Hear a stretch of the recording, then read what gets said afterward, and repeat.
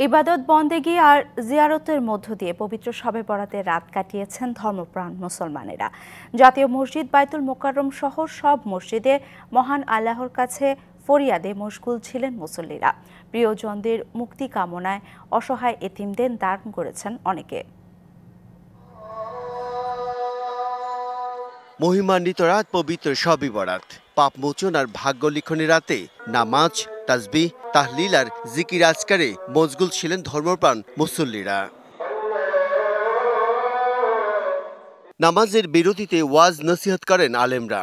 ইবাদত কবুলের জন্য জানানো হয় অন্যায় কাজ ও হারাম উপার্জন থেকে বেঁচে থাকার আহ্বান। পৃথিবীর যেখানে যেখানে মুসলমানরা মজলুম তাদের জন্য দোয়া করবে। উম্মতের ওয়াহাদাত, দুনিয়ার সমস্ত কালেমা বলনেওয়ালা মুসলমান যেন একসাথে থাকতে পারে। নামাজ শেষে কবরস্থানে যান অনেকে, স্বজনদের জন্য ক্ষমা প্রার্থনা করেন মহান রবের দরবারে। জেনেক্সে শিফট করো, লাইফকে লিফট করো। আল্লাহ সবাইকে এই মহিমান্বিত রাতে ইবাদত করার মাধ্যমে নিজেদের আত্মাকে পরিশুদ্ধ করার মাধ্যমে যেন জীবন পার করতে পারে। সবাই ভালো থাকুক, সুস্থ থাকুক, এই কামনা করার জন্য আসছি। মুসল্লিদের অনেকেই প্রিয়জনদের মুক্তি কামনায় অসহায় এতিমদের দান করেছেন সাধ্যমতো।